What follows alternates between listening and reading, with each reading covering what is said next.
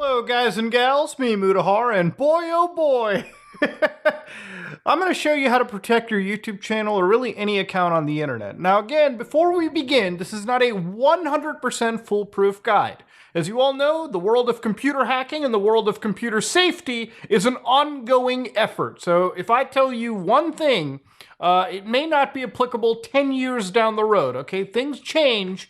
Times change, but of course the general principles that I teach you will pretty much keep you safe on the internet. Now, if you haven't been hearing, a lot of channels been getting hacked on YouTube. In fact, a few days ago, actually almost 2 weeks ago, one of the largest channels on YouTube, Linus Tech Tips, ended up getting hacked. My channel was deleted last night. Now in this video, Linus walks around naked, obviously freaking out at 2 in the morning that his channel ended up getting hacked on YouTube. And of course, what happened over here was they never got Linus's password. They never really got anything massive. It was effectively a theory that I had come up with pretty much when this situation dropped. And that was Linus's session tokens effectively got hijacked. Now, if it's one scam that you notice on YouTube, and it's one scam about anything, whether you're using YouTube, whether you're using Roblox, whether you're using any big, massive service, it's phishing scams. So typically what'll happen, at least for YouTubers, is somebody will come out with a scammy sponsorship, right? And the sponsorship will come with a product, it'll come with a web page that they'll link, or a PDF file, and it's that vector that is going to actually attack you. Now, to understand what a session hijacking is, ladies and gentlemen, I'm going to explain it in the best way that I can. What happens when you're using a modern web service like YouTube, or you're using any sort of thing like Twitter or Roblox, or really any service on the internet, is in order to make your experience as frictionless as possible, and remember, friction is the key word, most services do not want you constantly logging in all the time. Could you imagine if, to use Twitter, you would have to log into your service every time that you open their website and then re-authenticate yourself? Most of the user base would probably not want to use Twitter if it was that annoying. Same with Facebook, same with YouTube. These guys just want you to open up their website and everything is ready to go right there and then. It's frictionless as possible. Now, the way that we achieve this is through things such as tokens, session tokens. Now, these session tokens are effectively tokens that keep us alive, they keep us logged in on known secure systems. Now, to understand, what had happened was Linus had one of their teams in the sales department, their sponsorship group, had actually launched a malicious tool, a malicious program, a malicious web page, whatever it may be, and ended up having those session tokens stolen. Now, if you're on YouTube, it's probably periodic that you should go to the Google account security settings and flush out those logged in sessions from time to time. If you bought a computer like 5 years ago and you switched it off and that sessions token is still recognized by YouTube or Google security, delete that shit right there and then, okay? In fact, clean it out from time to time. Do it every month like I do, okay? It's a standard safe security practice to have. But of course, you should also add things like your authenticators, not just web-based authenticators, not just like app-based, not just SMS-based, but you need to start putting in things like security keys. The more security shit you have attached to your YouTube channel, or really any account that you have for any service, the better it is. But when it comes to these session token hijacks, to show you effectively what is happening from an attacker's POV, and I'm not going to show you exactly how to do it, because YouTube's TOS doesn't exactly allow for that, and I also don't want to be sitting here teaching script kiddies how to hack YouTube channels. So a session hijack, or a man-in-the-middle attack, rather, is one that can be done in numerous ways. Obviously, one of them is these people could absolutely put some stealer malware hidden within a PDF file that can be used to actually, grab your tokens, your cookies, and send them over to a command and control server. Other ways are somebody could send you a shady link, and if you click on the link, there are tools, there are web servers that literally sit out there to run exploits on your web browsers that could absolutely grab cookies or whatever tokens that they want. And again, a lot of this is also dependent on if you are making sure that your actual software is up to date. If you're not updating your OS, you're not updating your security systems, you're not updating your web browsers, then you're leaving open gaps of attack for a lot of these situations. In fact, a lot of these attacks will typically happen with exploits that have basically recently been patched up. A lot of these people pretty much bank on the fact that you're not actively updating your systems. So again, it pays in most cases to have auto updates enabled. Again, there is some software that tends to break if you choose to go with the bleeding edge, but I think a lot of those situations are few and far between. Now again, these scripts unfortunately are a little bit too easy to access for my taste. And if you apply maybe 30 minutes of reading up on these scripts and understanding how this stuff works, any kid can absolutely take advantage of this. So again, be careful what links you do click on. Of course, the other avenues are using shady software. Remember a while back, we looked at, a software that was put on Google Ads, such as the weird OBS Studio. And it wasn't just me that looked into it. John Hammond, a very prominent security researcher, also looked into it. And these are attacks that exist solely to target YouTubers and content creators.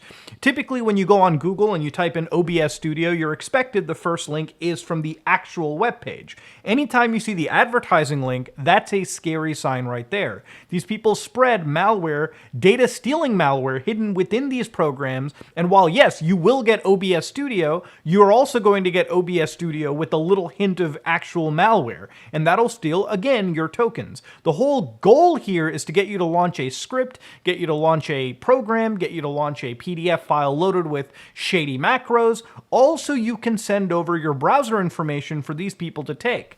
And once they've grabbed your tokens, the next stage is actually quite simple. It's basically going down and using these cookies and effectively getting like a cloned browser, so to speak. So basically all these people can do is pretend to be you.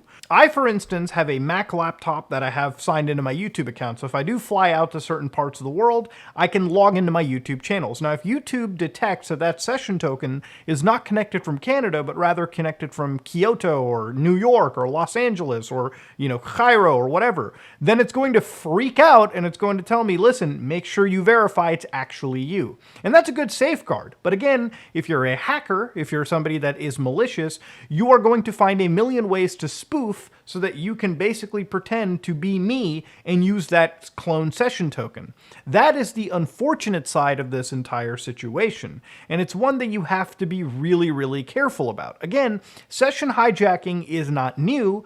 It's unfortunately a reality that exists, and it takes advantage of a pretty cool feature that allows us to use most social media services or accounts with relatively low friction. It's unfortunate that this happens. There's no real easy fix to it other than you being real goddamn careful about your session tokens. And now that I've said that, let's look into how you can protect yourself in an incredibly easy manner.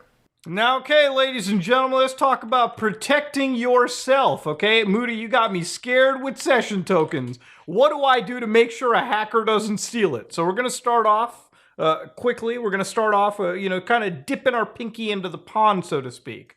If you're on Windows, one of the things you can use is Sandbox. Now, of course, ladies and gentlemen, to understand how do I protect myself from session hijacking? Now, there's a couple ways to dip your pinky into the pond, so to speak. One of the ways that I necessarily tried to protect myself, or I used to, was utilizing something known as sandboxing. Now, if you're a Windows user, you can use this to create sandboxes on your system. You can install web browsers, video games, any kind of software, and sandbox it away from your main operating system. Now, generally, this isn't something that I would highly recommend. I used to use it, but since I'm a Linux user, this isn't really an option for me. If you're a Windows person, which is primarily most of my audience right now, I'm going to be gearing this side of the video towards you guys. Now, of course, ladies and gentlemen, the big option is virtual machines. Now, I know you might be like, but Muda, why would I use a virtual machine? I mean, that seems really cumbersome to use, and it's not. The reality is the best way to protect yourself against session hijacking is to use sandboxes, is to use virtual machines. You have to learn to compartmentalize your computer usage in order to prevent some of these scumbag hackers from running away with those tokens. See, the biggest reason that your tokens get stolen is because you're utilizing one main operating system, you're running everything through one browser, and so when you get that shady sponsorship offer and you click on a link, well, that link you clicked on is firing up the same browser you used to sign into YouTube. You've already lost when you have everything in one funnel. So what we're going to be doing is using a type 2 hypervisor. Now, there's two types of virtual machines. Type 1 is kernel-based stuff, which if you've ever seen the content that I make where I split graphic cards and I create these gaming virtual machines that are almost impossible to discern from a real physical computer, that's a Type 1 virtual machine that I run through Linux. That is obviously overkill for what we're doing today. To make it really easy for you guys, there's two virtual machine softwares, Type 2 stuff, that is really easy to use. So for instance, if you want to get started into this, you got to go down the VMware route or the virtual machine route, or sorry, the VirtualBox route. So again, there's two pieces of software you can download. VirtualBox is completely free, and it's the one that I would normally recommend. There's also VMware Player, which is a free version of VMware's hypervisor solution. So again, I'm going to use this just for VMware, okay? Just for argument's sake over here, ladies and gentlemen, to make life super easy for you. Now, to understand, you get this piece of software, you download it for whatever your operating system is, install it, restart your computer, do whatever it is that you have to. In your computer's motherboard setting, which typically is accessed by hitting the power button and basically spamming delete, F12, whatever your key is, and making sure your virtual machine extensions are enabled. If you don't enable these, you're not going to get the good, juicy performance that you expect. Now, once you install this and get it going, you probably need an operating system. Now, in order to make your life safe and fun and enjoyable, you can choose to download Windows. Now, you might be like, but Muda, how do I get Windows? Well, it's as simple as going to Google and typing Windows 10 ISO download. And the first link from Microsoft.com, not MicrosoftFreeDownload.net, no, directly from the demon's mouth itself, you click that ISO file, make sure you select a juicy edition, and then you gotta make sure you select whatever language you want. I pick English United States, hit confirm, and please, for the love of God, download the 64-bit version, not the 32-bit version. Now you might be like, but Muda, I prefer Windows XP. Now you could also get other versions. You could get Ubuntu Linux. If you're more of a Linux person, you can just download that directly from them. It doesn't matter, okay? Just get an operating system that's actually well supported. Now in this case, to install and create an operating system or a virtual machine is really easy. On the main menu of VMware Player or VirtualBox, typically you'll notice a new section. You can go to File, create a new virtual machine. And bam, at this point, you find the ISO file you just downloaded. So for instance, I went right all the way over to download. I found the Windows 10 ISO, hit yes, go click next, and then of course it asks you for a product key. Don't give it a product key. Don't buy Windows 10. You're going to get a watermark on your YouTube upload virtual machine, for crying out loud. It's not that big of a deal. Enter a name, password, confirm, and usually these virtual machine softwares are so advanced now that they can just do the entire installation process for yourself. So you can go away, you can play some video games, and come right back. Now, there's a reason why I don't go for Windows 11, and that's necessarily because of the requirements that it has in regards to TPMs. While a lot of modern virtualization solutions do solve that, Windows 10 just works out of the box with the least amount of effort involved. So you can go to New, again, if you're on VirtualBox, which is probably the more intended method. You can make something called a test, or call it sandbox, and of course, you can highlight the ISO file in particular. So of course, it'll automatically detect it, and usually you can just let it do it itself, but I kind of go through the installation myself just to cover all the bases. And that's where you can click Skip Unattended Installation. Now, of course, you can also decide how much resources you want to pass, so generally you don't need a crazy amount of resources. You can give it like 4 gigs of RAM, and you can give it like 4 CPU cores, which most modern systems have the capability for anyways. If you want to be a little brave and you have 16 gigs of space to work with, you can go up to like 6 gigabytes of RAM and call it a day. Remember, this is just to browse. You don't necessarily need a crazy amount of resources passed to it. As far as your hard drive is considered for any of this kind of stuff, 50 gigabytes is fine. I kind of go with 60 just to give Windows a little bit more headroom because it is bloaty. And then of course you can go with next, make sure everything is up to snuff, and then of course finish and actually start the installation process. Now, of course, like a cooking channel or Emerald Lagasse, bam! The whole thing is installed. And ladies and gentlemen, now you've got a computer within a computer. So again, what is the advantage of doing it like this? Well, since now we have a virtual machine entirely dedicated to just logging in to our YouTube channel or other sensitive, accounts, we can literally use this virtual machine just as an upload session. So for instance, my use cases, I work on a video, I have it rendered, I drag it into this virtual machine. Now within this system, all I'm ever doing with the browser that I've installed onto it is sign into YouTube and send things around. Now, once I'm done, I close the entire virtual machine and that's it. My video's uploaded, it's titled, it's descriptions, I've given it the thumbnail, I made it public, I'm done. I can close the VM and call it a day. Now again, the simple part of all of this, the point that we're trying to get at is now on my host computer, if I was to run any shady piece of software, those session tokens wouldn't get stolen. Now, again, virtual machines are not 100% safe, but they're kind of 99.9% safe, okay? There's probably going to be one exploit somebody is taking advantage of. But typically what we're doing here is reducing the attack surface by an incredibly exponential amount. And it's one of those things that I wish most YouTubers started doing. For instance, I browse the web literally within a special virtual machine right here. You might be like, why, Muda? Why do you go the extra step? It's again, because I don't necessarily want to have my system be attacked and poked and prodded. And I don't want to actually run something because the chances of you running software that's shady is actually a lot higher than you think. You may be susceptible to a piece of spam, or you may be susceptible to running that shady piece of software. And even if the software isn't shady, there could be something in a supply chain that has actually attacked that software and nobody knows until it's too late.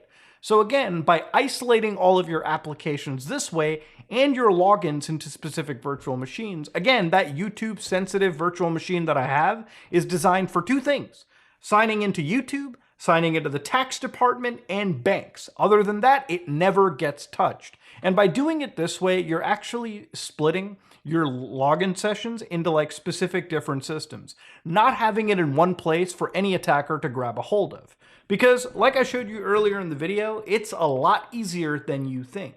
So again, I think this is pretty decent advice to pass through. And if you're thinking, Muda, is that it? No, there's a constant battle to cybersecurity and keeping yourself safe. But this is more of a video that should get you into a frame of mind.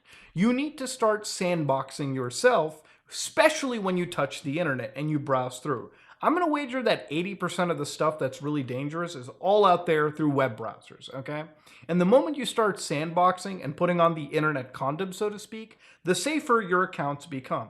And if you're ever paranoid about getting hacked, it's stuff like this that can genuinely give you a peace of mind.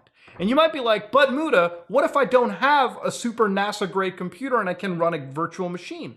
You absolutely can run virtual machines. With those virtualization extensions I talked about earlier, most systems have that shit these days. And most processors, most computers are powerful enough to at least run one small virtual machine within them. You don't even need crazy specs. We're talking you give it like a tiny portion. All you're doing is browsing the web. You're not playing video games. You're not rendering crazy things. You're not programming. You're literally just browsing the web. And of course, the moment you start doing this, the safer your experiences will become. And that's just one thing I want to put around. I think what happened to Linus could easily happen to anybody. But these are just some of the actual protections I do to keep my YouTube channel completely safe and my accounts completely safe too. So ladies and gentlemen, let me know what you thought about it in the comment section below. If you like what you saw, please like, comment, and subscribe. Dislike if you dislike it. I am